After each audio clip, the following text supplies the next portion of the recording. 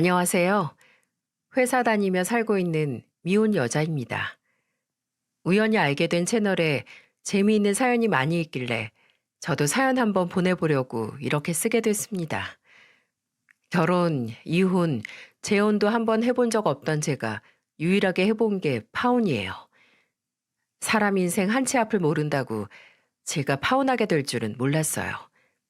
그래도 이혼보다는 파혼이 낫다는 말에 잘 살아온 인생 결혼으로 망칠까봐 파혼을 결정했었습니다.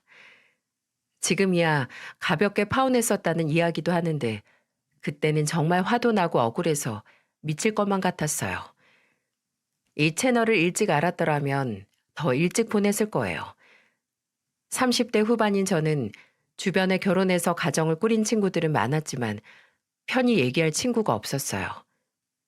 나이가 드니까 가까운 친구일수록 더 멀게 느껴지는 게 있더라고요. 아무래도 미혼과 기혼은 생활 패턴이 완전히 다른 것 같아요. 바로 이런 점 때문에 제가 결혼이고 뭐고 안 하고 만다 하는 심정으로 다 엎어버리고 제 한 몸 잘 건사하고 살고 있네요. 그때 결혼했으면 허리 한번 제대로 못 펴고 다리도 제대로 못 뻗고 살았을지도 모릅니다. 제가 만났던 전 남자친구는 서울에서 회사 다니다가 지인 소개로 만난 대기업 직원이었어요. 처음 만나는 자리에 키도 크고 깔끔한 차림으로 나와서 서글서글하게 말하는 모습이 마음에 쏙 들었습니다. 나이가 들수록 남자들은 관리 못하면 금방 배 나온 아저씨 같아지는데 그때 만났던 전 남자친구는 저보다 연상이었는데도 깔끔한 인상이었어요. 그래서 호감을 가지고 몇 번 만나다 보니까 연애를 시작하게 됐습니다. 그런데 서로 늦은 나이에 만나서 나이가 나이인지라 자연스레 결혼을 전제로 사귀게 됐고요. 연애 7개월쯤 됐을 때 저는 처음 남자친구에게 프로포즈를 받게 됐습니다. 그때는 이렇게 젠틀한 남자랑 살면 행복할 것 같다고 생각했어요. 그래서 전 남자친구와 결혼을 약속하게 되었죠. 그때부터 저희는 본격적으로 결혼 준비를 시작했어요. 그런데 전 예비 남편을 마음에 들어하는 저와 달리 친정엄마는 걱정이 한가득이셨습니다. 직장도 탄탄하고 생긴 것도 멀쩡한데 왜 반대를 할까 의아하시죠? 다름이 아니라 전 예비 남편의 시댁이 시골에서 고추밭을 700평이나 하고 계셨고 또 소도 키우면서 가축도 키웠거든요. 아무래도 농사 짓는 집안으로 시집가면 덩달아 일하게 된다고 하시는 거예요. 그래서 전 예비 남편이 친정에 인사를 오기 전에 저희 엄마는 걱정스러운 목소리로 말씀하셨어요. 원래 며느리가 시집 오면 집안에 없던 제사도 다시 지내겠다고 각을 잡는 게 시댁이야. 근데 고추밭 700평이면 네 의지랑 상관없이 일할 수밖에 없게 된다니까. 그래도 결혼한다고 회사 그만둘 것도 아니고 서울에서 일할 텐데 시골까지 내려갈 일이 뭐가 그렇게 많이 있겠어. 시집살이가 고추보다 매운 법이야 이거사. 그때만 해도 엄마가 괜한 걱정을 한다고 생각했어요.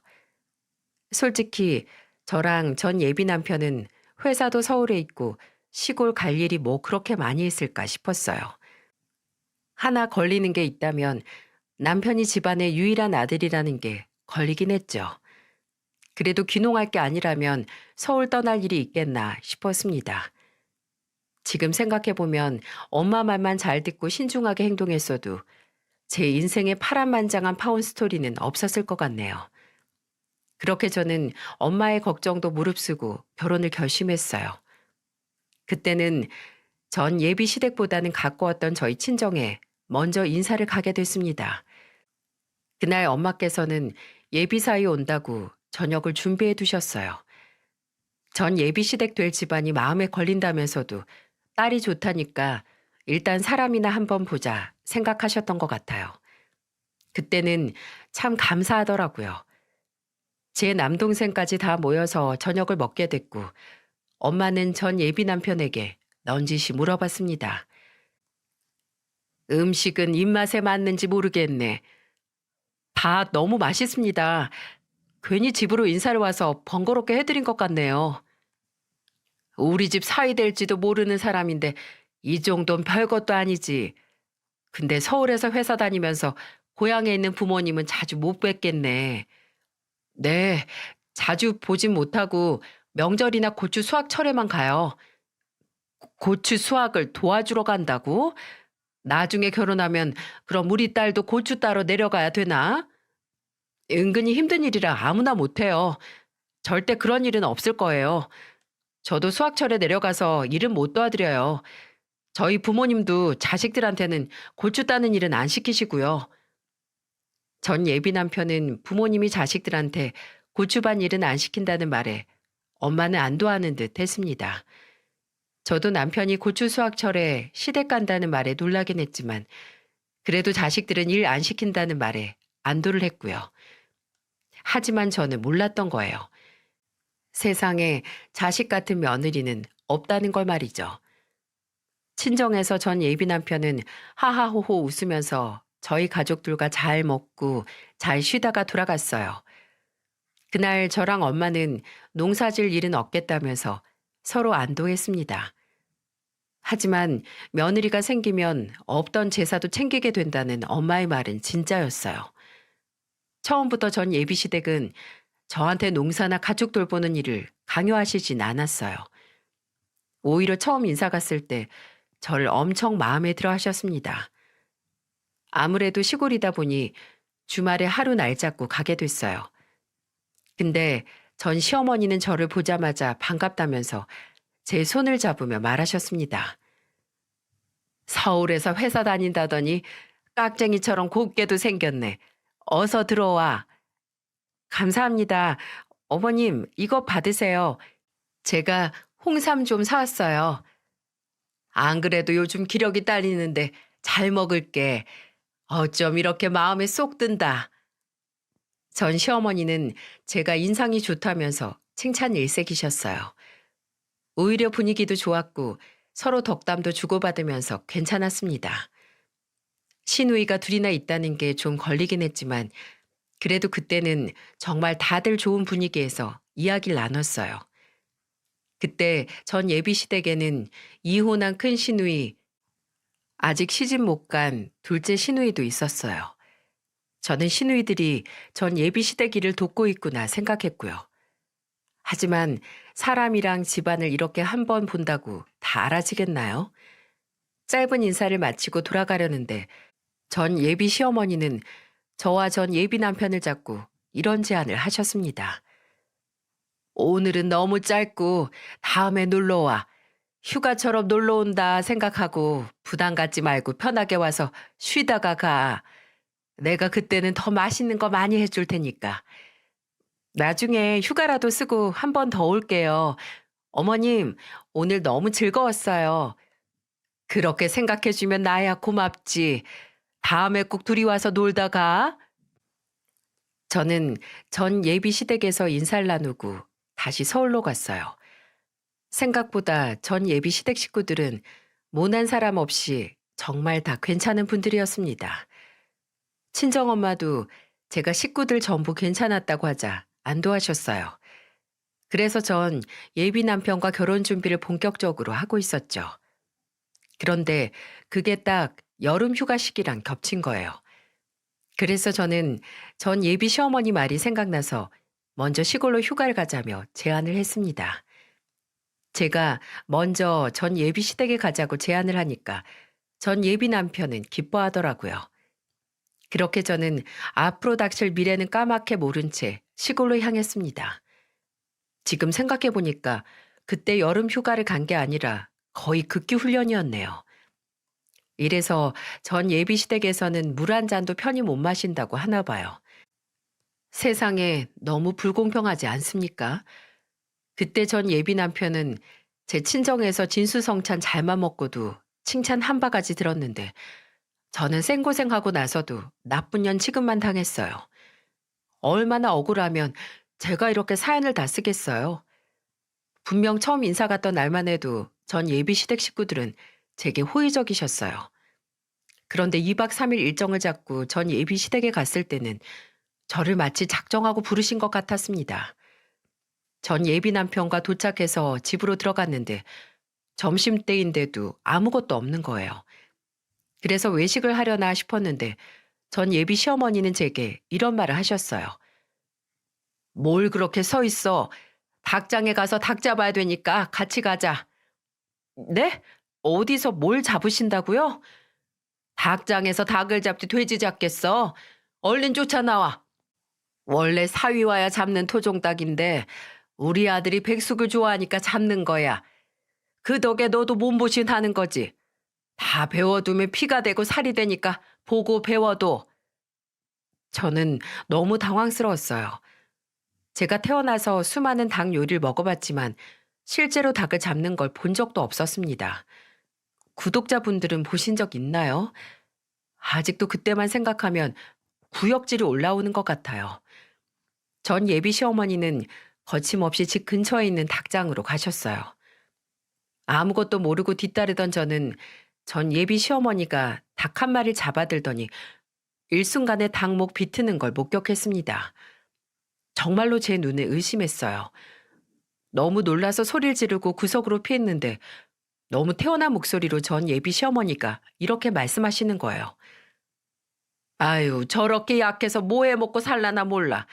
잘 봐봐. 닭목을 바로 따고 나서 몸이 따뜻할 때 털을 다 뽑아야 되니까 기억해. 잔털이 날리는데 뭐 이건 어쩔 수 없으니까 그냥 참어. 너 구석에 계속 그러고 있으면 뭘 보고 배우겠다는 거야. 아, 빨리 안 와? 지금 뭐 하시는 거예요? 아, 어머니 진짜 저 못 보겠어요. 지금 그걸 저보고 배우라고요? 제가 닭 잡는 거 배워서 어딜 써먹어요. 아, 이걸 배워둬야 나중에 결혼해서도 내 아들 백숙 해줄 거 아니야. 서울에서는 토종닭이라고 해도 믿고 먹을 수가 있겠어? 다 시골에 오니까 이렇게 먹는 거지. 원래는 밤에 미리 잡아두려다가 너 온다고 해서 가르쳐 주려고 기다렸다가 지금 잡는 거잖아. 몸보신은 이렇게 하는 거야. 누가 몸보신을 이렇게 해요. 요즘 영양제 홍삼에 얼마나 잘 나오는데요. 전 죽어도 못해요. 저는 몸서리치게 소름 돋아서 시댁으로 들어가 버렸어요. 진짜 머리털까지 쭈뼛하는 기분은 처음이었어요. 닭 우는 소리에다가 전 예비 시어머니가 닭을 칼로 쳐내는 소리까지 다 비위가 상했어요. 저 요즘도 이날 기억 때문에 치킨도 못 먹습니다. 그 정도로 저한테는 충격적이고 트라우마처럼 남은 장면이에요. 그런데 이런 저와 상관없이 전 예비 시어머니는 백숙을 하겠다면서 준비하시는 거예요. 저는 죽어도 못한다고 주방 근처도 못 갔네요. 닭 잡는 거 보자마자 바로 백숙 만들 수 있는 강심장 가진 여자가 몇이나 있겠습니까? 제가 그렇게 주방 근처도 못 가고 거실에 꼼짝 않고 앉아있자 전 예비 큰 시누이가 와서 비아냥거리면서 저를 보고 말했어요. 요즘 여자애들은 이래서 안 되는 거야. 나는 예전에 시집 갈 때는 시댁 가면 주방에서 나올 줄을 몰랐는데 조금만 힘들어도 식구들 틈에 섞여서 거실에 있는 것 좀 봐. 형님, 저 방금 살아있는 닭 잡는 거 보고 왔는데 어떻게 백숙을 만들어요? 형님은 하실 수 있겠어요? 그게 뭐라고 왜 못해? 서울에서 왔다고 깍쟁이인 척 하는 거야, 뭐야? 그렇게 잘하시면 형님이 주방 가서 어머님 좀 도와드리세요. 저는 튀긴 닭만 먹어봤지 물에 빠진 닭은 먹을 줄도 몰라요. 지금 나 부려 먹으려고 하는 거야, 지금? 몸보신 난다고 토종닭 잡으셨는데 아무것도 모르는 제가 돕다가 백숙 다 망치면 어떡해요. 닭만 불쌍하지. 형님 이혼 전에 주방에서 나올 줄도 모르셨다면서요. 어깨 너머로 배운 거 많은 사람이 가서 돕는 게 훨씬 낫죠. 제 말에 전 예비 큰 시누이는 기가 막힌 표정을 지으며 주방으로 가서 전 예비 시어머니와 쑥덕거리더군요. 그날 저 백숙 먹지도 못했어요. 오히려 상위에 올라와 있는 백숙을 보자 자꾸 전 예비 시어머니가 닭 잡는 모습이 떠올라서 밥을 코로 먹었는지 입으로 먹었는지도 모르겠더라고요. 그런데 그런 저를 보면서 전 예비 시어머니는 이런 말을 하셨습니다. 참 밥맛 떨어지게도 먹네. 밥상에서 깨작거리면 집안에 복 다 달아나. 제가 지금 속이 안 좋아서 밥을 못 먹겠어요. 죄송해요. 먼저 일어나 볼게요. 제가 속이 안 좋다고 하자 전 예비 시아버지께서는 걱정스러운 얼굴로 보셨어요. 그런데 전 예비 시어머니는 저를 꾸짖으면서 시댁에 왔으면 먹고 죽는 신용이라도 해야지 뭐 하는 거냐면서 핀잔을 늘어놓으셨어요. 그래서 저는 솔직히 닭 잡는 장면이 너무 충격적이었다고 실토하자 제 말을 들으신 전 예비 시아버지께서 숟가락을 탁 내려놓으면서 전 예비 시어머니께 소리쳤습니다. 당신 정신 나갔어? 왜 엄한 사람을 데려가서 닭을 잡어? 이 사람이 진짜 사람 잡으려고 작정을 했나? 나도 다 시집 올 때 배웠던 거야. 다 옛날이잖아. 당신 딸들 저 나이 먹고도 닭 잡는다고 하면 얼굴이 새하얗게 질려서 도망가잖아. 왜 딸들도 못하는 걸 아직 시집도 안 온 생사람을 잡으려고 해? 예비 시아버지는 제 편을 들어주시며 방에서 쉬라면서 배려해 주셨어요. 예비 남편도 그런 일이 있었냐면서 뒤늦게서야 제 걱정을 하더군요. 정말 기가 찼습니다. 백숙 먹는데 정신 팔려서 제가 밥을 먹는지 마는지도 모르던 사람이 예비 시아버지가 호통을 치니까 그제야 걱정되는 척 말을 하니까 더 화가 났어요. 저는 그렇게 예비 시아버지의 배려로 방에서 놀란 가슴을 진정시킬 수 있었습니다. 솔직히 그때는 도망치고 싶었어요. 시작부터 닭 잡는 걸 보고 나니까 집에 갈 때 되면 정말 사람 하나 잡겠구나 싶은 생각이 드는 겁니다. 그렇게 한숨 자고 일어나니까 저녁이었어요. 그런데 이놈의 예비 남편 뭐 하고 있었는 줄 아세요? 오랜만에 고향 왔다고 고향 친구랑 술을 마시고 들어온 거예요. 정말 휴가를 제대로 왔구나 싶고 괜히 약이 올랐어요. 그런데 더 가관도 아닌 건 이게 끝이 아니었습니다. 잔뜩 취해서 거실 소파에 널브러진 예비 남편을 깨우려는데 예비 시어머니가 저를 부르며 말씀하셨죠. 아니 정신도 못 차리는 사람 왜 깨워? 주방 가서 콩나물이나 다듬어. 갑자기 콩나물은 왜요? 해장국 끓여줘야지. 너는 결혼하면 남편 해장국도 안 끓여주겠다. 정신도 못 차리는 사람 언제 일어날 줄 알고 벌써 해장국을 끓여요? 그럼 저녁으로 먹게 콩나물 좀 다듬어. 하여튼 까탈스럽다니까. 저는 예비 시어머니의 말이 기가 막혔어요. 그런데 예비 시댁 온 날부터 더 큰 소리 내고 싶지 않았습니다. 그래서 콩나물 다듬으러 그냥 주방으로 갔어요. 예비 시어머니 얼마나 손이 크신지 양도 엄청 많았습니다. 앉아서 콩나물 다듬을 준비를 하는데 큰 시누이가 와서 놀리듯 말하는 거예요.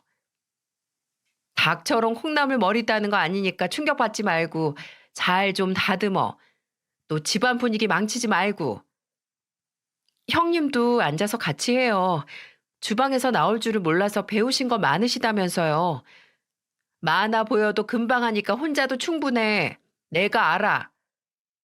그때 예비 시아버지가 예비 큰 시누이를 보며 빨리 같이 하라면서 호통을 치셨어요. 그래서 결국 예비 큰 시누이도 같이 다듬기 시작했어요. 제가 그때 예비 시댁을 당장 도망 안 치고 버틸 수 있었던 건 예비 시아버지 덕분이었어요. 유일하게 제 편을 들어주시면서 큰 소리를 쳐주셨거든요. 예비 남편보다 100배는 더 든든할 지경이었습니다. 그때 예비 시아버지는 같이 식탁에 앉아서 함께 콩나물을 다듬기까지 하셨어요. 아마 예비 큰 시누이가 혹시나 엄한 소리 할까봐 같이 있어주려고 하셨던 것 같아요. 그래서 조용히 셋이 앉아서 콩나물을 다듬는데 갑자기 예비 시어머니가 오시더니 저를 보면서 호통을 치시는 거예요. 너는 이거 뭐 얼마나 한다고 집안 식구들을 둘이나 불러다가 하고 앉아있어? 아, 그냥 하다 보니까 이렇게 됐어요. 그래도 금방 끝났잖아요. 아유, 집안에 사람이 잘 들어와야 되는데 너 오고부터 집안에 큰 소리가 멈추질 않네. 저도 여기 도착한 후부터 심란해서 힘들어요. 노력하고 있잖아요. 이렇게 꼬박꼬박 말대꾸 하는 것 좀 봐.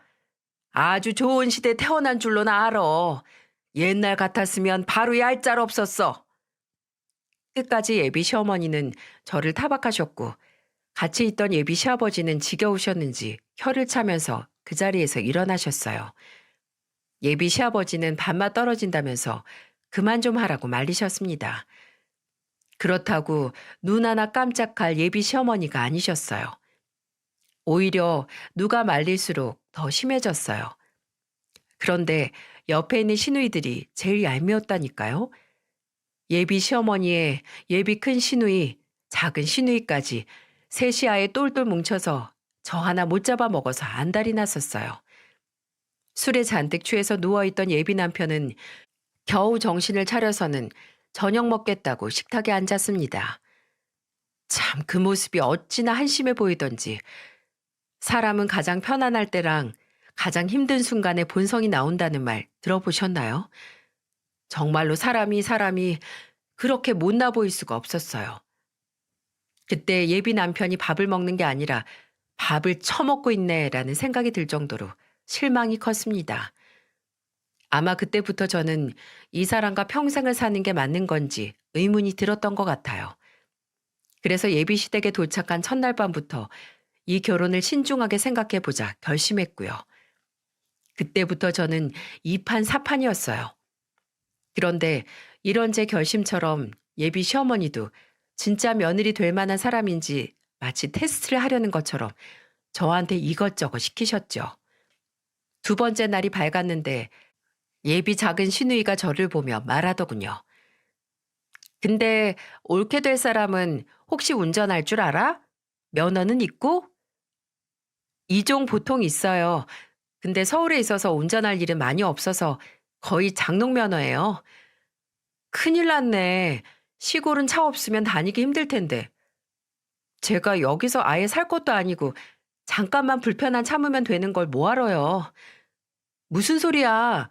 나중에 결혼하면 내려와서 살 거 아니야? 예비 작은 시누이가 하는 말에 기가 찼습니다. 친정엄마가 걱정하던 게 어떤 건지 딱 감이 왔어요. 그래서 저는 손살을 치면서 그럴 일 절대 없다고 딱 잘라 말했습니다.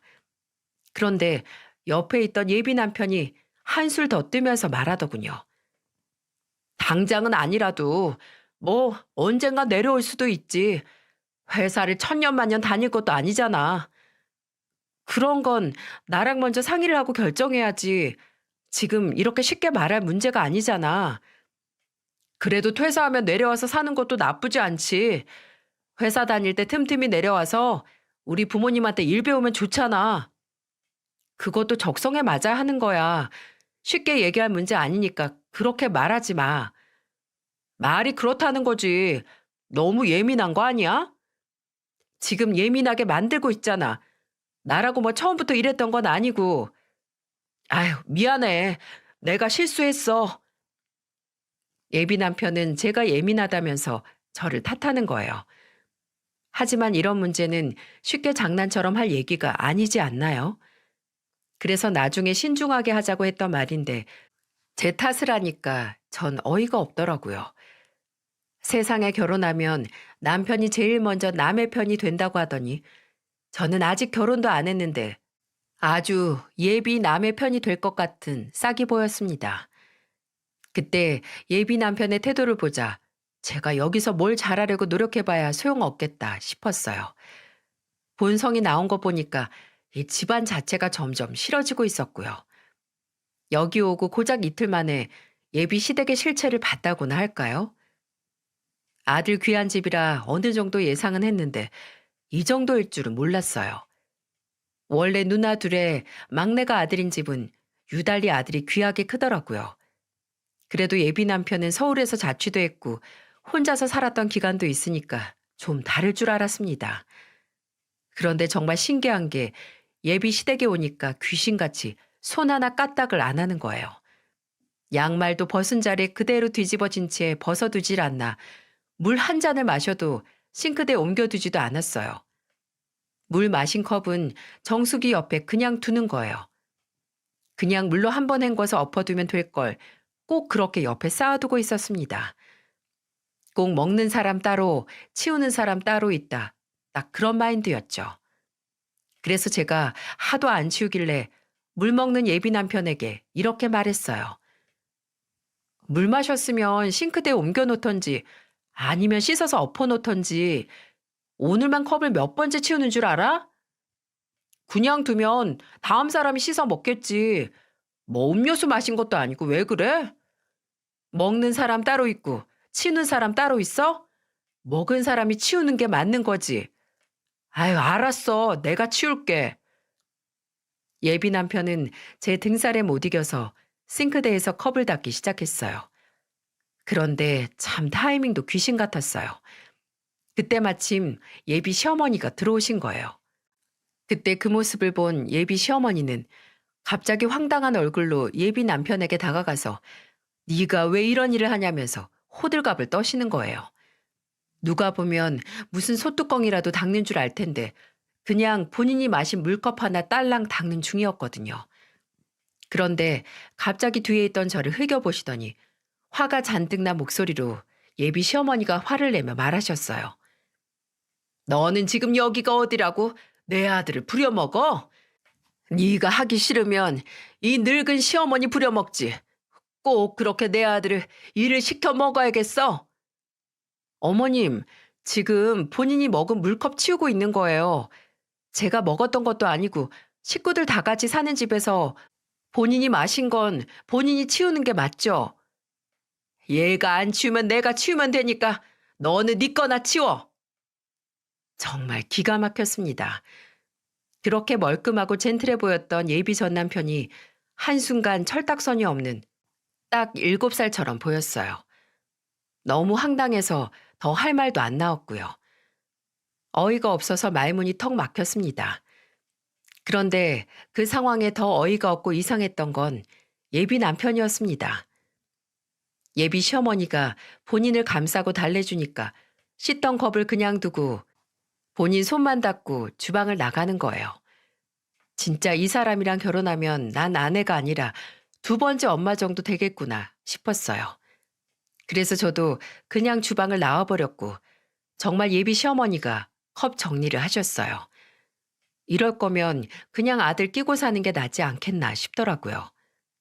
그래도 다음 날이면 집에 갈 수 있다는 생각에 저는 다행이다 싶었죠. 그때 예비 시아버지가 외식을 하자고 제안하셨고 예비 시누이들과 집을 나섰습니다. 그런데 제 뒤를 따라오던 예비 둘째 시누이가 저를 보며 말했어요. 올케도 가방도 비싼 것만 드네. 신발도 좋은 거 신던데 돈 안 모으고 다 쓰는 거 아니야? 형님, 제가 그동안 회사를 얼마나 오래 다녔는데 이런 것도 못 사겠어요. 아니, 혹시나 내 동생이 선물해 준 게 있나 해서 그렇지. 왜 요즘에는 남자가 프로포즈 할 때 명품 가방 사주면서 한다잖아. 형님은 남동생이 그런 센스 있는 사람인 줄 아시나 보네요. 저는 울컥한 마음에 예비 시댁 식구들과 있다는 것도 잊은 채 제가 하고 싶던 말을 내뱉어 버렸어요. 말하고도 저는 깜짝 놀랐는데 뭐 맞는 말이긴 했습니다. 예비 남편은 깔끔한 거 그렇게 좋아하면서도 주변 정리는 할 줄도 모르는 인간이에요. 그냥 본인 몸만 깨끗하면 깨끗하다고 믿는 사람이었어요. 한마디로 본인밖에 모르는 이기적인 인간이요. 그러니까 그렇게 뒷정리도 할 줄 모르고 오로지 본인 입만 알고 본인 할 일만 하고 사는 거 아니겠습니까? 그런데 제가 뱉은 말에 예비 시어머니가 발끈하면서 말하셨어요. 지금 나 들으라고 하는 소리냐? 아니요.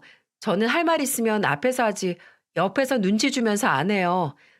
그냥 형님이 저를 오해하시길래 해명한 거예요. 제 능력으로 샀는데 저런 오해 받으면 억울하잖아요. 아유, 그래 잘났다 잘났어. 잘난 며느리 얻어서 집안 다 말아먹게 생겼네. 내 아들 아주 등골 다 뽑아먹겠어 아주. 예비 시어머니는 화가 나신 듯 계속 손부채질을 하셨어요. 그리고는 계속 작은 소리로 본인이 예비 남편을 얼마나 귀하게 키웠는데 이렇게 무시당할 애가 아니라면서 계속 한탄하셨죠. 그래서 저는 그냥 저한테 말씀하시라며 말하려고 했는데 그때 예비 시아버지가 호통을 치셨어요. 당신이 어릴 때부터 아들이라고 싸고 도니까 저렇게 큰 거 아니야. 사내 놈이 엄마 뒤에 숨어서 아주 잘한다. 저놈 자식이 무슨 결혼을 한다고. 에휴, 당신도 그만해. 내가 아주 지겨워 죽겠어. 내가 며느리 되래 볼 면목이 안 서. 갑작스러운 예비 시아버지 호통에 예비 시어머니도 잠잠해지셨어요. 그렇게 기분 좋게 나온 외식 자리에서 다들 말도 없이 밥만 먹었습니다. 차라리 말 없이 먹는 게 더 편했어요. 예비 시댁 온 뒤로부터 모두 날이 선 것처럼 서로 못 잡아 먹어서 안달인 것 같았거든요. 그렇게 대충 점심을 먹고 다 같이 집으로 돌아왔어요. 이제 한숨 좀 돌리나 했는데 예비 시어머니가 저한테 글쎄 몸빼바지를 건네는 겁니다. 저는 의아했어요. 이걸 입으라고 주는 걸까? 설마 이걸 입고 뭘 시키려고 대체 이런 옷을 주나 걱정이 앞섰어요. 설마 하는 마음에 전 예비 시어머니를 보며 말했어요. 이 옷을 왜 저를 주세요? 먹었으니까 일해야지. 너는 여기 정말 쉬러 왔어? 아, 눈만 돌리면 사방이 일거리 천진 시골에 누가 쉬러 와? 나도 허리 한번 못 펴고 일만 하는 판국에. 아니, 제가 여기서 무슨 일을 해요. 할 줄 아는 게 있어야 하죠. 이것 봐, 이것 봐. 내 아들은 딸랑 물컵 하나만 안 닦아도 잡아먹으려고 그러면서 너는 손 하나 까딱 못하겠니? 우리 고추밭이 700평인데 그럼 넌 피해갈 줄 알았다는 거야, 뭐야? 저는 예비 시어머니의 말이 너무 황당했어요. 제가 밥을 먹고 왔으니까 일해야 한다니 어이가 없었어요. 그럼 다 같이 밥 먹은 식구들 함께 가야 되는 거 아닌가요?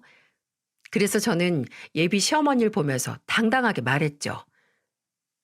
아니, 외식은 저 혼자만 한 것도 아니고 어머니 말씀대로면 식구들 전부 다 같이 가서 반일해야 맞는 거죠. 뭐야? 너는 꼭 그렇게 식구들 전부 줄줄이 데리고 가야겠어? 어머니 말씀이 그렇잖아요. 먹었으니까 일해야 한다면서요. 그러니까 다 같이 가야 맞죠. 그래도 점심 식사값은 아버님이 계산하셨으니까 아버님만 집에서 쉬시라고 하고 어머님이랑 형님들 그리고 어머님 아들까지 데리고 가면 금방 끝내겠네요. 야, 내 며느린 일꾼이어야 돼. 당장 너 혼자 나가서 고추 전부 다 따와. 고추 수확 시기가 7월에서 10월쯤인데 그때가 딱 8월 초였어요.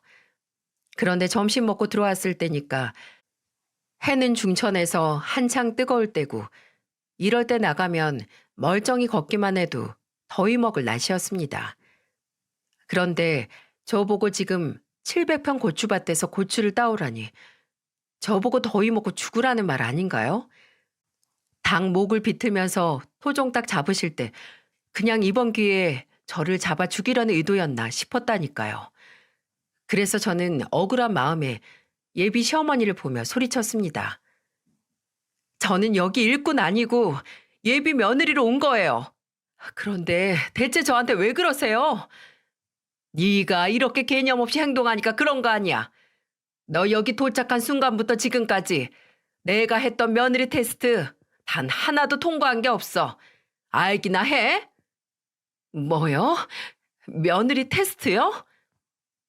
제가 예비 시댁에 도착한 순간부터 저를 테스트하고 있었다는 예비 시어머니의 말에 저는 간신히 잡고 있던 이성의 끈이 끊기는 것 같았어요. 예비 시어머니와 제가 고성을 주고받으면서 소란스럽게 떠드니까 식구들이 하나둘 다 거실로 모이기 시작했죠. 그리고 예비 남편도 제 옆에 와서 무슨 일이냐며 슬쩍 묻더군요. 그래서 저는 예비 남편 정강이를 발로 걷어차면서 소리쳤습니다. 네가 왜 그렇게 이기적인가 했는데 아, 이렇게 커서 그랬네. 너네 엄마만 너 귀하게 키운 거 아니고 우리 집 부모님도 나 귀하게 키웠어. 뭐? 며느리 테스트? 며느리가 아니라 일꾼 테스트겠지.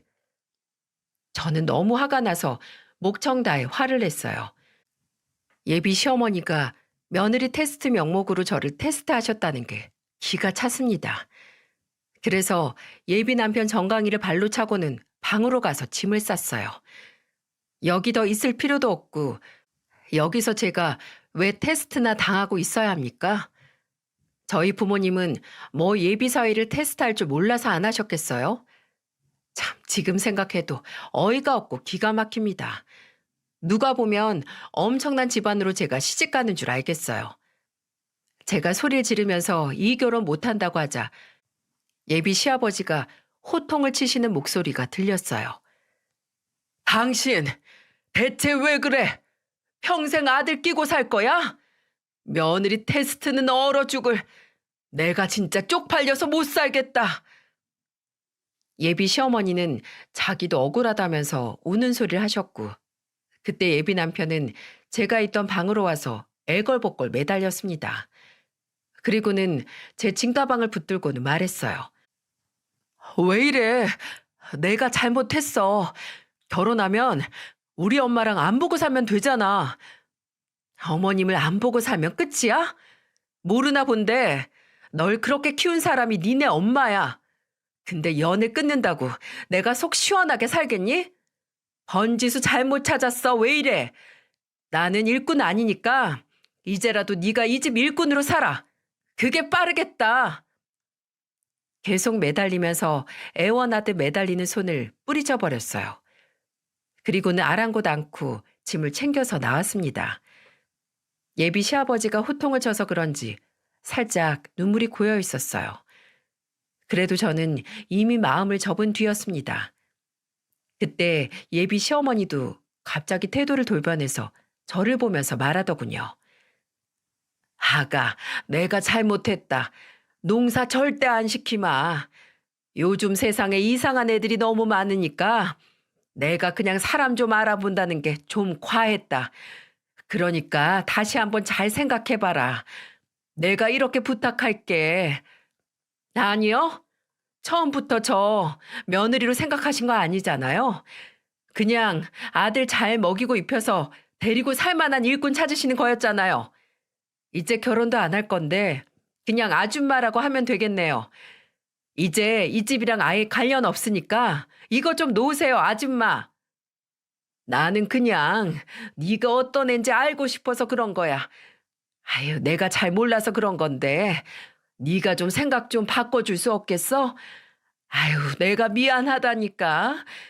나는 네가 하도 깍쟁이 같길래 그랬어. 아줌마, 그러니까 깍쟁이 같지도 않고 부려 먹을 수 있는 일꾼 찾으러 가세요. 전 절대 이렇게 못 살아요. 솔직히 잠깐이지만 본 게 있는데 제가 어떻게 더 살아요? 저는 단호한 목소리로 아줌마라고 말하면서 집을 나왔어요. 그러자 예비 시어머니와 예비 남편이 신발도 제대로 못 신고 뛰어나오더니 저를 양쪽으로 잡았습니다. 저는 그래도 이미 변한 마음 바꿀 생각이 없었고요. 그래서 저는 두 사람을 힘껏 뿌리치면서 말했어요. 평생 일꾼이나 찾으면서 사세요. 그날 예비 시댁을 나와서 전 바로 친정으로 갔습니다. 시댁으로 택시를 불러서 바로 터미널로 향했고 마침 터미널에 서울 가는 버스가 있길래 바로 타고 와버렸죠. 제가 갑자기 짐가방까지 든 채로 친정에 오자 엄마는 저를 보고 깜짝 놀라셨어요. 그리고는 무슨 일이냐며 묻길래 순간 울컥해서 울먹이면서 어제부터 있던 일을 다 말했습니다. 그러자 엄마는 화가 잔뜩 난 채로 그놈의 집구석 가만 안 둔다면서 말했어요. 그때 눈치도 없이 예비 남편이 전화를 한 거예요. 엄마는 그 전화를 뺏어들더니 전화를 받자마자 소리를 치며 말했어요. 야, 네가 무슨 대통령이라도 되는 거야? 누가 누굴 테스트해? 우리 집에서 뜨신 밥 먹고 갔으면 거기서도 잘해줘야지. 나는 뭐 너 마음에 들어서 밥 차려주고 인사한 줄 알아? 너 뺀질이 같이 생겨서 처음부터 마음에 안 들었어. 장모님, 죄송해요. 제가 실수했어요. 저 미진 씨 없으면 못 살아요. 누가 네 장모야? 그리고 우리 미진이는 너 없어야 잘 사니까 다신 전화하지 마. 엄마는 저 대신 받은 전화를 거칠게 끊어버리고는 다시는 전화 받지도 말고 찾아와도 말 한마디 섞지 말라면서 씩씩거리며 화를 내셨어요. 저는 그제야 정신이 차려졌습니다. 같이 있던 아빠 남동생도 집 근처에 오기만 해보라면서 화가 잔뜩 난 채 있었어요. 하지만 예비 남편은 도무지 정리할 생각이 없는지 호랑이 굴인지도 모르고 친정까지 찾아왔습니다. 다음 날 친정 앞에서 저를 기다리던 예비 남편은 저를 보고는 무릎을 꿇고 이렇게 매달렸어요. 내가 잘할게. 제발, 난 너 없으면 못 살아. 제발 내 말 좀 들어줘. 그러니까 있을 때 잘했어야지. 이미 버스 떠났으니까 빨리 가. 너 여기 있다가 걸리면 우리 아빠한테 죽어 너. 뭐? 내가 지금 집에 가서 이렇게 빌게. 그런데 그때 친정아빠가 예비 남편을 발견하고는 차에 있던 낚싯대를 들고 쫓아오셨어요. 그때 낚시하고 돌아오는 길에 딱 마주친 거예요. 아빠는 저놈 가만 안 둔다고 달려오기 시작했죠. 아빠는 화가 나서 눈이 돌아간 채 화를 내며 말했어요. 네가 여길 어디라고 와? 너 같은 건 남자도 아니야. 당장 썩어 안 꺼져? 죄송합니다. 잘못했어요. 한 번만요. 다 저희 엄마가 잘못하신 거예요.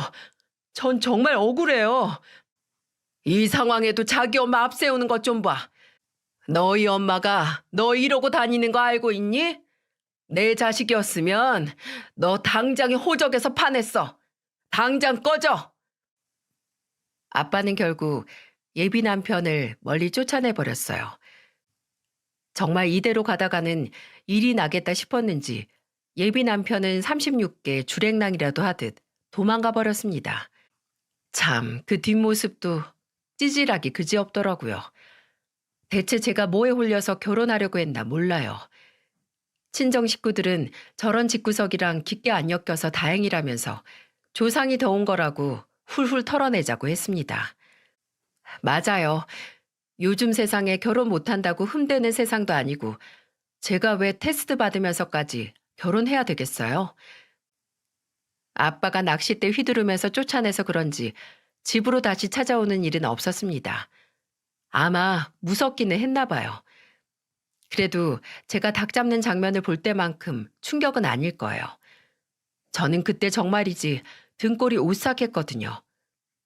저희 엄마도 그 얘기 듣고 경악을 금치 못했습니다.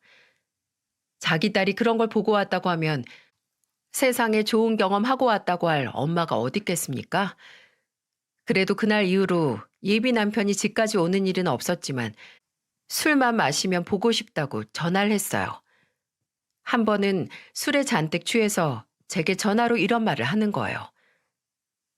보고 싶어. 나 요즘 너무 힘들어서 밥도 안 넘어가고 물도 잘 안 넘어가. 그럼 너네 엄마한테 가서 밥도 먹여달라 하고 물도 먹게 해달라고 해. 왜 엄한테 전화해서 밥 타령이야? 이젠 내가 밥통에 정수기로 보여? 끊어. 저는 아예 전화번호도 다 차단해버렸어요. 그러자 전화도 안 오고 문자도 더 이상 안 받을 수 있었습니다.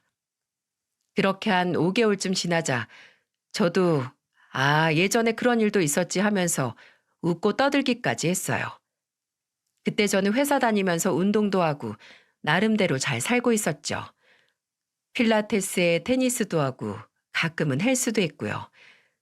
건강하게 제 몸 관리를 하며 사니까 스트레스도 없고 오히려 활력이 돌고 있었습니다. 그러다가 친구들과 술자리에서 문득 전 예비 남편 이야기가 나왔어요. 친구가 저를 보며 묻더군요. 그때 걔는 뭐하고 산대? 주랭랑 치듯 도망가서 엄마한테 다시 갔나? 엄마 무서워요. 이러면서 엄마한테 가서 잘 사나 몰라. 친구들은 전 예비 남편을 조롱하며 웃었습니다. 저도 같이 웃다가 문득 근황이 궁금해서 카카오톡을 켜서 친구 차단 목록을 확인해 봤어요. 그러자 놀라운 사진이 뜨더군요. 글쎄, 전 예비 남편이 웨딩 사진을 프로필 사진에 걸어둔 거예요. 저 없으면 못 살겠다고 밥도 안 넘어간다던 사람이 이렇게 빨리 결혼을 하다니 정말 웃기지 않나요? 그런데 그 웨딩 사진 속 신부가 활짝 웃고 있는데도 불쌍해 보였어요. 과연 그 무시무시한 전 예비 시어머니 테스트를 통과했을까요? 아니면 한번 테스트하려다가 파혼한 경험이 있어서 일단 결혼부터 하고서 테스트를 해보려는 걸까요? 뭐 자세한 속내는 알 수 없지만 전 예비 남편은 옆에 있는 신부마저 불쌍하게 보이게 만드는 재주가 있었네요. 파혼하고 저 없으면 못 산다고 울고불고 하던 사람이 결혼하는 걸 보니 이런 말이 떠오르네요. 배우자 죽었다고 서럽게 울던 사람이 제일 먼저 새 결혼한다는 말이요.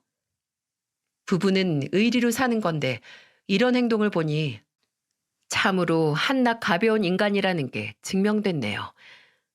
역시 제 선택이 잘못된 선택이 아니라는 게 확인된 순간이었죠. 그래서 전 예비 남편 웨딩 사진을 보고 더 훌훌 털어낼 수 있었답니다.